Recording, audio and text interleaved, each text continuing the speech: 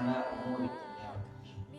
Wassalatu wassalamu ala asyrafil anbiya'i wa imamil mursalin sayyidina wa syafi'ina wa qurrati a'yunina Muhammadin sallallahu alaihi wasallam wa ala alihi wa sahbihi ajma'in. Wala haula wala quwwata illa billahil aliyyil azim. Amma ba'du. Perkenalkan, nama saya Muhammad Suhaibul Iza dari Prodi Ahwal Syahsiyah semester 1. Di sini saya akan sedikit menceritakan tentang peradaban Islam pada masa Perang Salib. Sebelum kita lanjut ke pembahasan, apakah teman-teman tahu apa yang dimaksud apa itu Perang Salib? Ya, Perang Salib. Perang Salib adalah perang terlama di masa peradaban manusia. Kalian tahu berapa Perang Salib berlangsung? 100 tahun atau 150 tahun? Bukan. Perang Salib terjadi selama kurang lebih 200 tahun. Dan apa yang melatar belakangi terjadinya Perang Salib? Perang Salib dilatar belakangi karena dendam non-muslim terhadap kaum muslim. Sewaktu Romawi kalah oleh Bani Saljuk ketika perang di Manzikert atau yang lebih dikenal dengan Turki. Kenapa orang-orang Eropa banyak yang berangkat ke Baitul Maqdis? Karena provokasi yang dilakukan Paus Urbanus II selaku pemimpin agama mereka, pemimpin tertinggi. Paus memberi janji kepada orang-orang, jikalau mereka berangkat, mereka termasuk sudah beribadah. Dan jikalau mereka mati di medan perang, mereka akan dijamin masuk surga.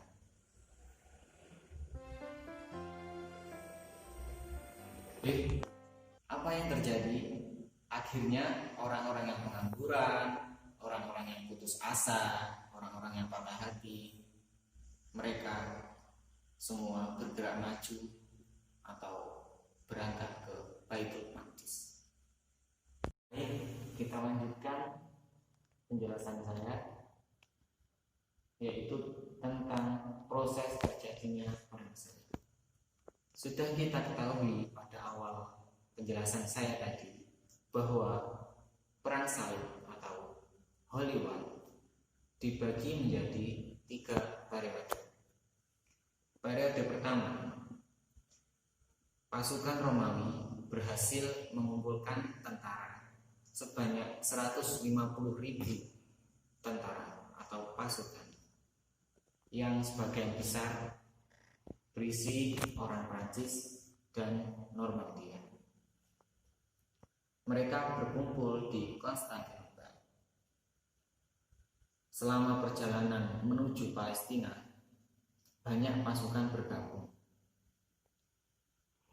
Jadi jumlah mereka bertambah menjadi 300.000 tentara atau pasukan. Namun sangat disayangkan, pasukan sebanyak ini tidak dapat melakukan tugasnya dengan baik, dikarenakan mereka banyak melakukan perbuatan brutal, perampokan, mabuk-mabukan, perzinaan di tempat yang mereka lalui.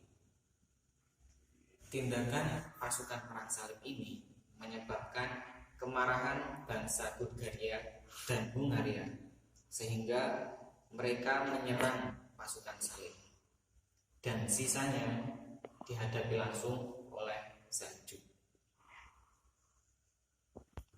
sehingga semua pasukan Salib binasa sebelum membebaskan Baitul Maqdis.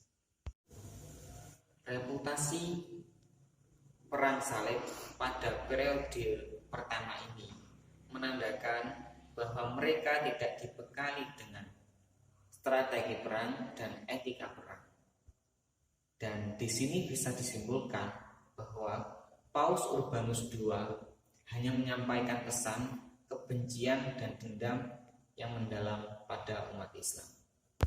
Hancurnya pasukan salib yang pertama segera disusul oleh bangkitnya pasukan salib yang kedua. Singkat cerita, pada periode pertama ini perang salib dimenangkan oleh pasukan salib karena berhasil menguasai Baitul Maqdis dan kota-kota di sekitarnya. Data-data di atas penyebab kekalahan pasukan Islam terhadap pasukan salib.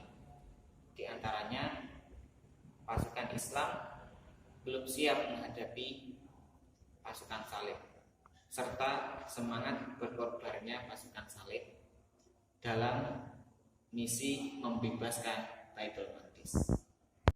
Selanjutnya yaitu periode kedua.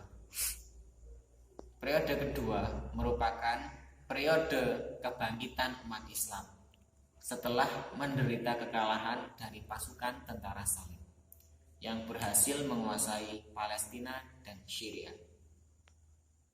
Di bawah kepemimpinan Imaduddin Zaki, pasukan Islam berjuang sungguh-sungguh untuk bisa mendapatkan kota-kota yang telah diambil oleh pasukan salib, di antaranya Aleppo hingga Edessa.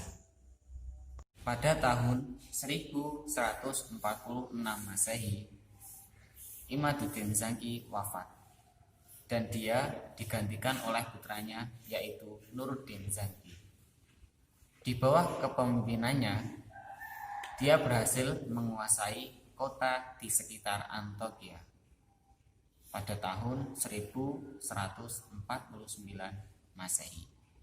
2 tahun setelahnya, pasukan Islam atau tentara Islam berhasil menaklukkan Edessa, dan pasukan Islam sempat menangkap Emir Edessa.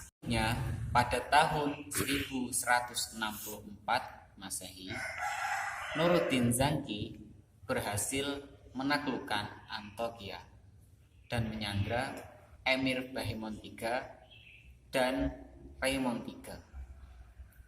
Mereka berdua dibebaskan setelah membayar tebusan dalam jumlah besar.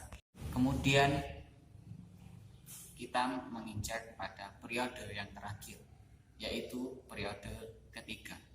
Maksudnya periode perang salib yang ketiga. Pada periode yang ketiga ini, skala pasukan perang salib itu berfokus untuk menguasai Mesir. Menurut mereka, jika mereka sudah menguasai Mesir, mereka akan dengan mudah mengendalikan dan mengembangkan perdagangan mereka untuk disebarluaskan ke India dan ke India bagian timur yang sekarang Indonesia. Dan yang terakhir yaitu kesimpulan. Dari untayan di atas bisa kita simpulkan bahwa faktor terjadinya perang salib bukan melulu soal agama.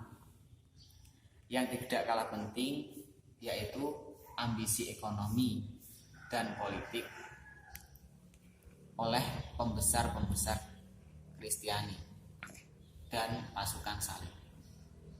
Perang salib kurang lebih berlangsung selama 200 tahun atau 2 abad. Kalah dan menang silih berganti antara tentara salib dan pasukan tentara Islam. Apabila ada tutur kata yang kurang sopan, saya mohon maaf yang sebesar-besarnya. Saya akhiri, wallahul muwaffiq ila aqwamit thoriq. Wassalamualaikum warahmatullahi wabarakatuh.